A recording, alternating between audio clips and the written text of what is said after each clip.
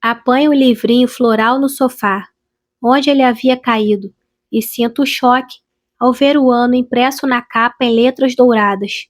2007, 20 anos depois do que deveria ser. Sim, está aqui. Então, olha a data de hoje, pede ele. 30 de novembro. Você verá marcado nosso encontro. Não entendo como pode ser novembro, e amanhã dezembro, mas mesmo assim folheio as páginas, finas como lenços de papel, até a data de hoje. Ali, enfiado entre as páginas, há um papel, e nele, anotadas em uma caligrafia que não reconheço, as palavras 30 de novembro, encontro com o Dr. Nash. Abaixo delas estão as palavras não conte a Ben. Eu me pergunto se Ben as leu, se ele olha as minhas coisas. Decido que não há motivo para ele fazer isso. Os outros dias estão em branco. Nenhum aniversário, nenhuma saída à noite, nenhuma festa. Será possível que isso realmente descrevesse a minha vida? Certo, eu digo. Ele explica que virá me apanhar em casa, que sabe onde estou e que estará aqui dentro de 1 hora. Mas meu marido, começo a dizer. Tudo bem, estaremos de volta antes dele chegar do trabalho, prometo. Confie em mim. O relógio sobre a lareira badala e eu olho para ele. É antiquado, um grande disco emoldurado em madeira com algarismos romanos. Ali diz 11h30. Ao lado está uma chave para dar corda, algo que suponho Ben deve se lembrar de fazer todas as noites. Parece velho bastante para ser uma antiguidade, e fico pensando como terminamos donos de um relógio desses. Talvez ele não tenha história alguma, ou pelo menos não conosco, e simplesmente seja algo que vimos certa vez em uma loja ou barraquinha e que um de nós gostou. Provavelmente o Ben, acho. Percebo que não gosto do relógio. Vou me encontrar com ele só dessa vez, penso. E aí, hoje à noite, quando o Ben chegar em casa, conto tudo. Não posso acreditar que eu esteja escondendo algo desse tipo dele, não quando dependo dele tão completamente. Porém, existe uma familiaridade esquisita na voz do Dr. Nash. Ao contrário de Ben, ele não me parece completamente estranho. Eu me dou conta de que é quase mais fácil acreditar que já o vi antes do que acreditar que já convivi com meu marido. Estamos fazendo progresso, disse ele. Preciso saber a que tipo de progresso ele se refere. Tudo bem, eu digo. Pode vir. Ao chegar, o Dr. Nash sugere sairmos para um café. Está com sede? Pergunta ele. Acho que não faz muito sentido ir ao meu consultório. Hoje eu prefiro conversar mais com você, seja como for. Maneio a cabeça dizendo que sim. Eu estava no quarto quando ele chegou e o observei estacionar o carro e trancá-lo. Vi-o arrumar o cabelo, alisar o paletó e pegar a maleta. Não é ele, pensei, quando ele cumprimentou com um aceno de cabeça os trabalhadores que descarregavam ferramentas de um furgão. Mas então ele subiu a trilha da entrada da nossa casa. Parecia jovem. Jovem demais para ser meu médico. E embora eu não soubesse que roupas esperava que ele estivesse usando, não seriam aquele paletó esportivo e calças de veludo. Há um parque no fim da rua, disse ele. Acho que lá tem um café, vamos? Caminhamos lado a lado.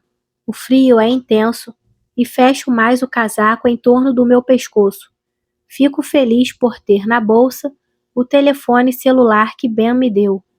Feliz também pelo Dr. Nash não ter insistido que fôssemos de carro a algum lugar. Parte de mim confia neste homem, mas outra parte, maior ainda, me diz que ele pode ser qualquer um. É um desconhecido.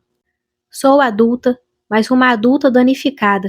Seria fácil para esse homem me levar a algum lugar, embora eu não saiba para quê. Sou tão vulnerável quanto uma criança. Chegamos na via movimentada que separa o fim da minha rua do parque em frente, e aguardamos para atravessar. O silêncio entre nós dois parece opressor. Eu pensava em esperar até sentarmos para perguntar-lhe, mas me vejo falando. Que tipo de médico você é? O que você faz? Como me encontrou? Ele olha para mim. Sou neuropsicólogo, informa ele sorrindo. Talvez eu fizesse essa mesma pergunta todas as vezes em que nos encontramos. Sou especialista em pacientes com problemas cerebrais, com interesse em algumas das técnicas mais recentes das neuroimagens funcionais. Há um bom tempo que me interesso particularmente em pesquisar o processamento e o funcionamento da memória. Ouvi falar a seu respeito, lendo estudos sobre o assunto, e descobri onde encontrá-la. Um carro dobra a curva no fim da rua e vem em nossa direção. Estudos? Sim, escreveram os dos estudos de caso a seu respeito. Entrei em contato com o local onde você estava sendo tratada antes de voltar para casa. Por quê? Por que quis me encontrar? Ele sorri. Porque achei que poderia ajudá-la. Trabalho com pacientes com esse tipo de problema há algum tempo.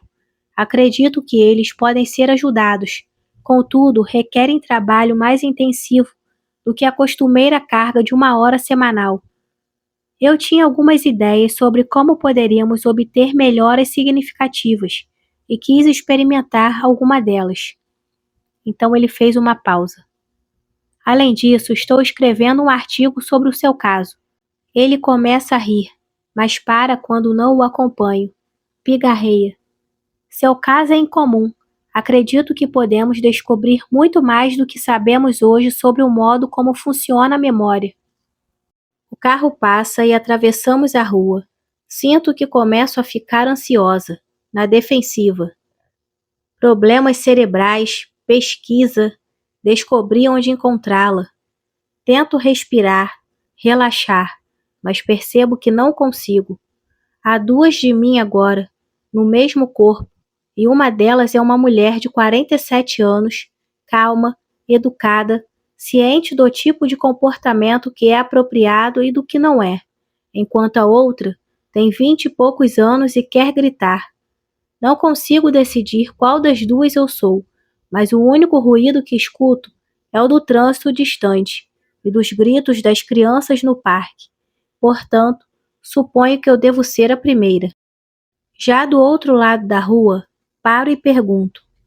Olha, o que está acontecendo? Acordei hoje de manhã em um lugar que nunca havia visto antes, mas que aparentemente é a minha casa, deitada ao lado de um homem que nunca vi, mas que me diz que está casado comigo há anos, e você parece saber mais sobre mim do que eu mesma.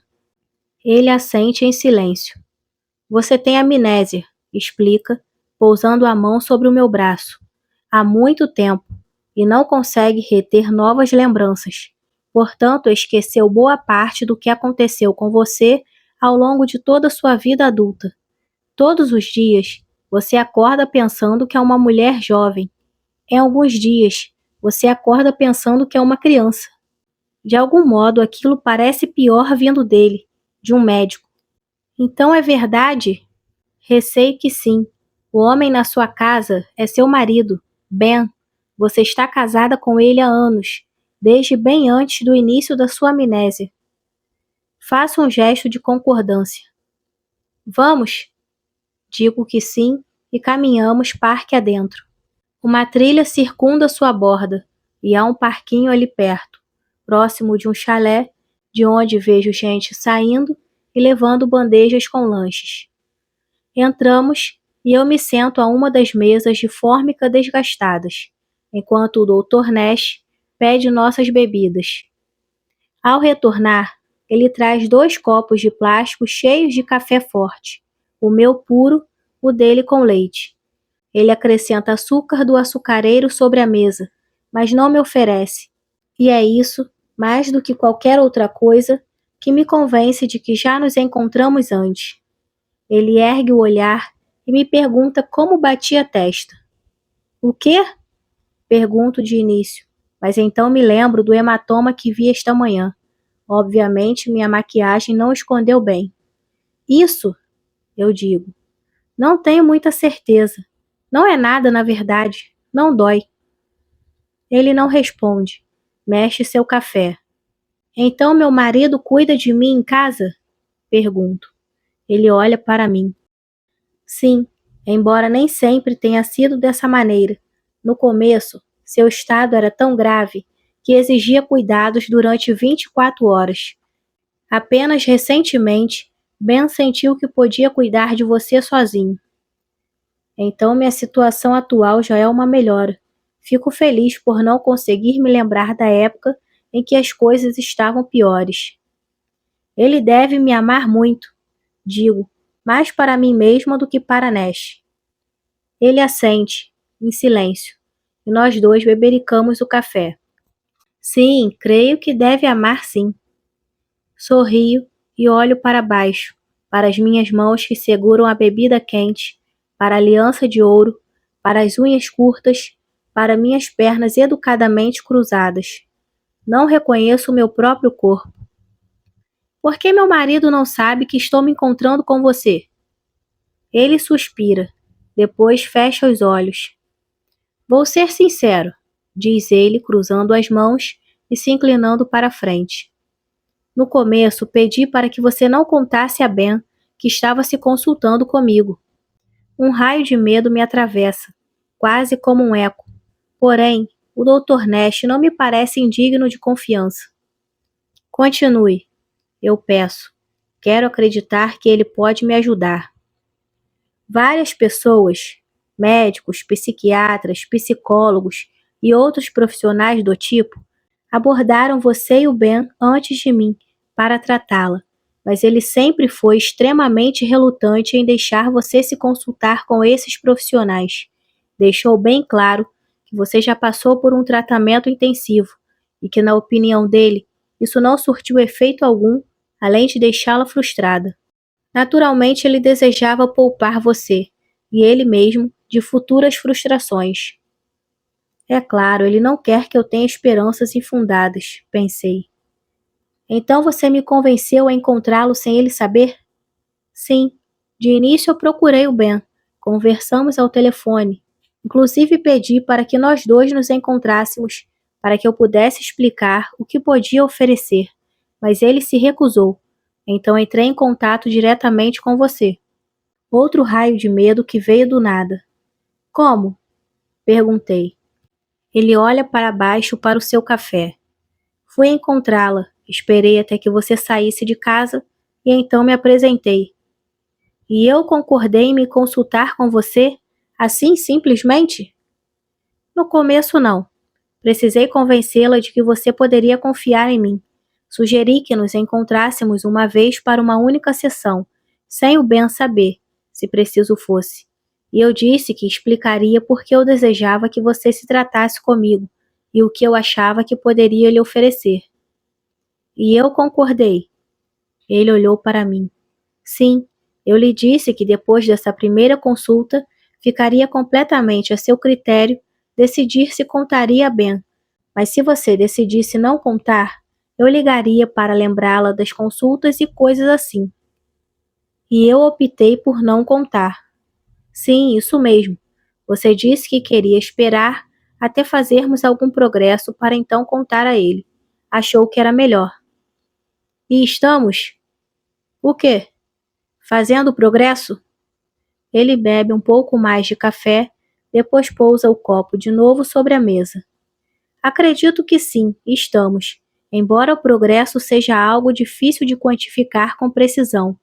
Mas nas últimas semanas, você parece ter recuperado diversas lembranças, muitas delas pela primeira vez pelo que sabemos, e há certos fatos de que você tem tido consciência mais regularmente do que antes. Por exemplo, de vez em quando você acorda e se lembra de que está casada. E... Ele fez uma pausa. E... Repito. E bem, você está conseguindo ficar mais independente, eu acho. Independente? Sim, não depende mais de Ben tanto quanto antes, nem de mim. É isso, penso. É a esse progresso que ele se refere. Independência. Talvez ele queira dizer que posso ir a lojas ou à livraria sozinha, embora neste exato momento eu não saiba sequer se isso é verdade. De todo modo, ainda não fiz progresso suficiente para mostrar orgulho ao meu marido, nem mesmo o suficiente para saber acordar sabendo que tenho um. Só isso? Sim, mas isso é importante, diz ele. Não subestime isso, Christine. Não digo nada. Tomo um gole da minha bebida e olho ao redor. O café está quase vazio. Da pequena cozinha nos fundos, vem vozes. Ruído ocasional da água em algum recipiente começando a ferver. O barulho de crianças brincando à distância. É difícil acreditar que este lugar seja tão perto da minha casa e, contudo, eu não tenho a lembrança de ter estado aqui antes. Você disse que estamos nos encontrando há algumas semanas. Digo ao Dr. Nash. Então, o que estamos fazendo? Você se lembra de alguma coisa das nossas sessões anteriores? O mínimo que seja? Não, respondo. Nada. Para mim é a primeira vez que eu encontro você. Desculpe a pergunta, diz ele. Como eu disse, às vezes você tem lampejos de lembranças. Parece que isso ocorre mais em alguns dias do que em outros. Não entendo. Não me recordo de jamais haver encontrado você, nem do que aconteceu ontem, nem anteontem, nem no ano passado. Porém, sou capaz de me lembrar de certas coisas de muito tempo atrás. Minha infância, minha mãe.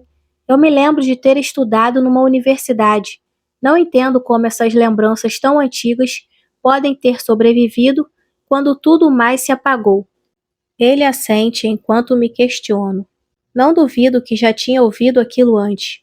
Provavelmente lhe pergunto a mesma coisa toda semana. Provavelmente sempre temos a mesmíssima conversa. A memória é algo complexo, diz ele. Os seres humanos possuem uma memória de curto prazo, que é capaz de armazenar fatos e informações por mais ou menos 1 minuto, além de uma memória de longo prazo, na qual podemos armazenar enormes quantidades de informações e retê-las por uma extensão de tempo aparentemente indefinida. Sabemos hoje que essas duas funções parecem ser controladas por diferentes regiões do cérebro, com algumas conexões neurais entre elas. Existe também uma área do cérebro que parece ser responsável por codificar as lembranças transitórias, de curto prazo, em memórias de longo prazo, para consultar depois. Ele fala com desenvoltura e rapidez, como se estivesse agora trilhando o terreno conhecido.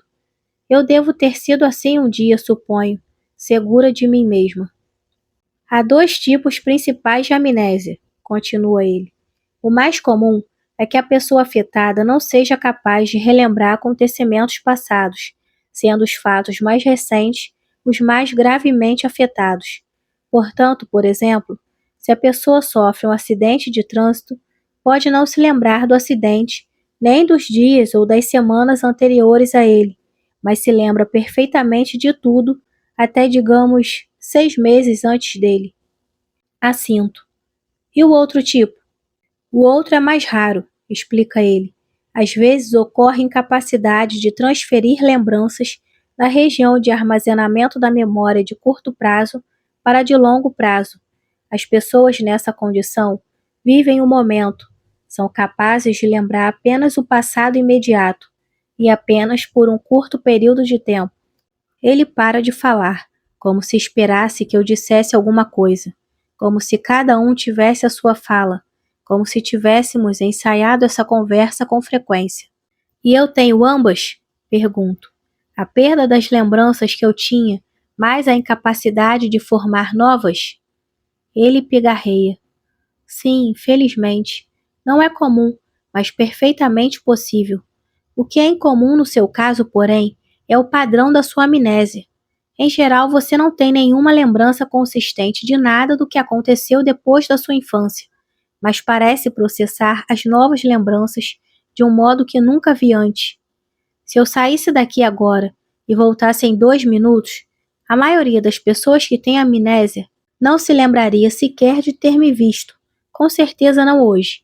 Mas você parece se lembrar de períodos inteiros de tempo, de até 24 horas, cuja lembrança depois você perde. Isso não é comum. Para ser sincero, não faz nenhum sentido, considerando o modo como acreditamos que a memória funciona. Isso sugere que você seja perfeitamente capaz de transferir as lembranças da região de curto prazo para a de longo prazo. Não entendo por que você não consegue retê-las.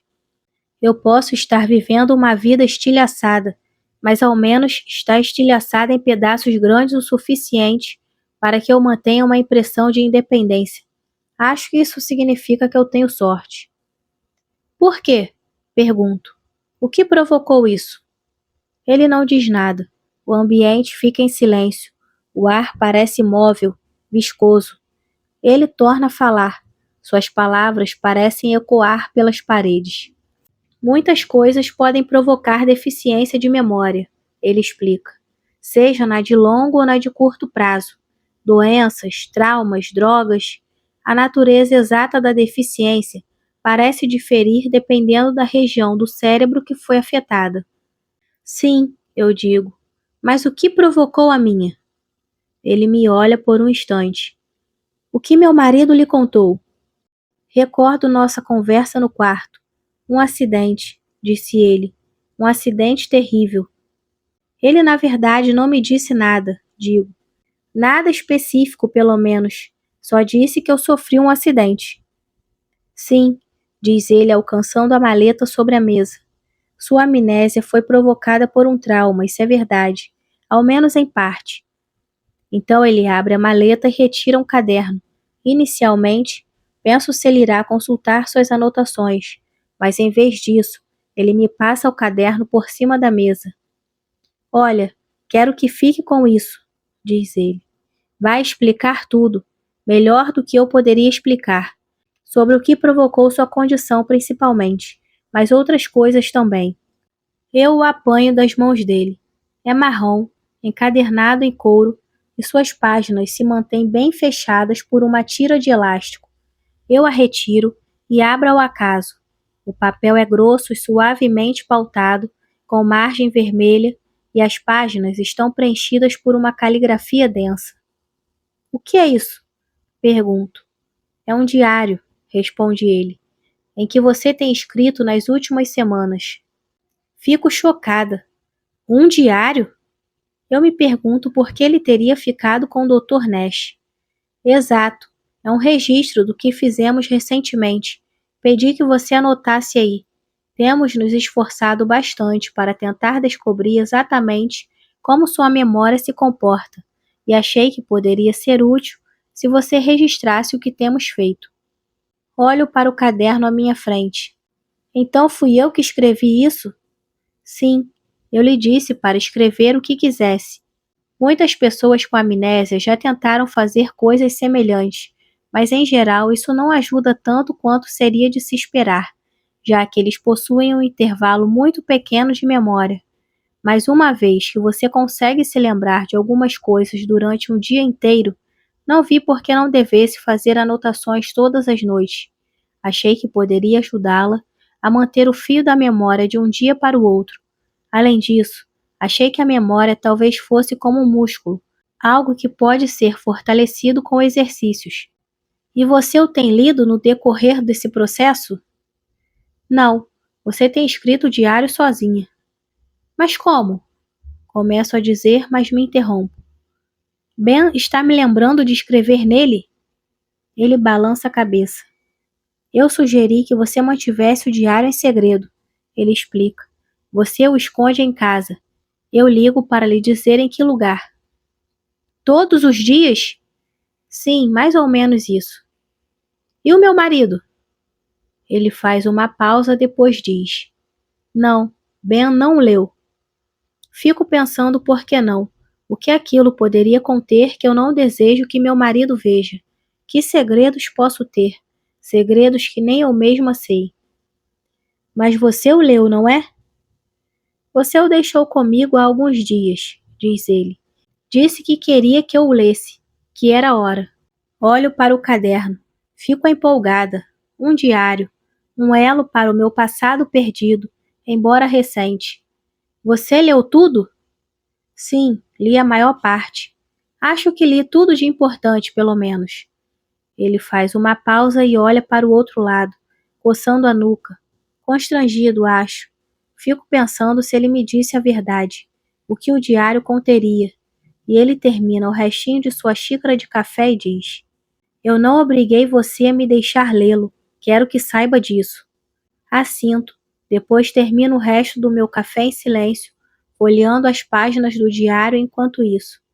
Na contracapa, há uma lista de datas. O que é isso? Indago.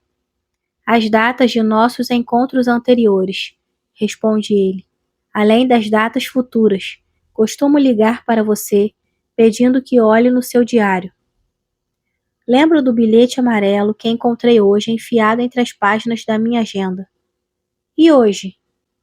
Hoje eu estava com seu diário, diz ele. Portanto, escrevemos um bilhete em vez disso. Faço que sim com a cabeça e espio o restante do diário. Está repleto de anotações com uma caligrafia densa que não reconheço. Páginas e mais páginas. Dias e dias de trabalho. Eu me pergunto como encontrei tempo, mas então penso no quadro de avisos da cozinha, e a resposta é óbvia. Não tenho mais nada para fazer. Volto a pousar o diário na mesa. Um rapaz de jeans e camiseta entra e olha para onde estamos sentados, antes de pedir uma bebida e se acomodar em uma mesa com jornal. Não me olha uma segunda vez, e meu eu de 20 anos fica desiludido. Tem a sensação de ser invisível. Vamos? Pergunto. Voltamos pelo mesmo caminho porque chegamos. Agora o céu está coberto de nuvens e uma névoa fina paira no ar. O solo está úmido e macio. A sensação que tenho é de andar sobre areia movediça. No parquinho, vejo um gira-gira rodando devagar, muito embora ninguém esteja ali. Nós não costumamos nos encontrar aqui? Pergunto quando chegamos à rua. No café, quero dizer. Não, normalmente nos encontramos em meu consultório. Fazemos exercícios, testes e coisas do gênero. Então por que aqui hoje? Eu queria apenas devolver o seu diário, na verdade, diz ele. Estava preocupado por você não estar com ele. Ah, agora eu dependo dele? Pergunto. Sim, de certa maneira, sim. Atravessamos a rua e voltamos andando até a casa que divido com Ben. Vejo o carro do Dr. Nash ainda estacionado onde ele o havia deixado, no jardinzinho em frente à nossa janela. A pequena trilha e os canteiros de flores são bem cuidados.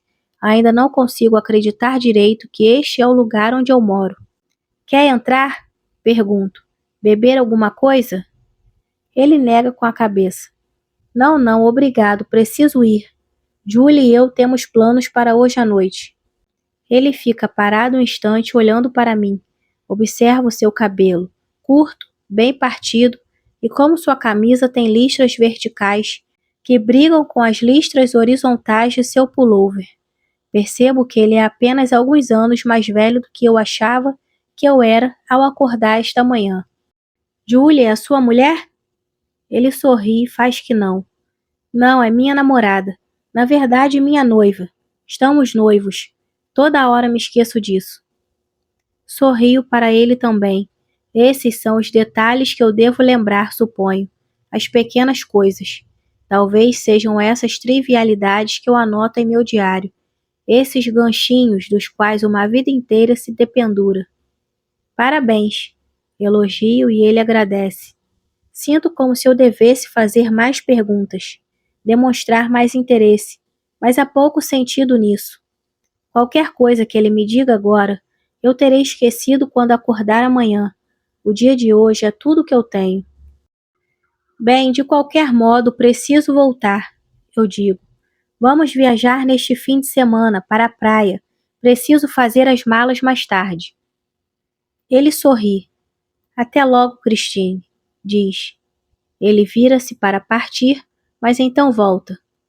No seu diário tem meus telefones anotados. Na frente, ligue se quiser me ver novamente para continuar seu tratamento, eu quero dizer. Tudo bem? Se, repito, lembro do meu diário, os encontros que marquei a lápis entre o dia de hoje e o final do ano. Como assim se? Achei que tínhamos mais sessões marcadas. Você vai entender quando ler, diz ele. Tudo fará sentido, prometo. Certo, eu digo. Percebo que confio nele e fico feliz. Feliz por não ter apenas o meu marido com quem contar. Fica a seu critério, Christine. Pode ligar sempre que quiser. Pode deixar, eu digo, e então ele dá tchau, entra no carro e, olhando por cima do ombro, manobra e vai embora. Preparo uma xícara de café e a levo até a sala.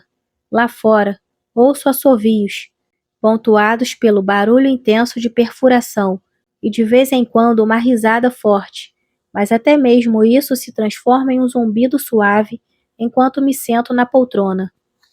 O sol atravessa fracamente as cortinas finas e sinto seu calor fraco sobre os braços e as coxas. Tiro o diário da bolsa. Estou nervosa.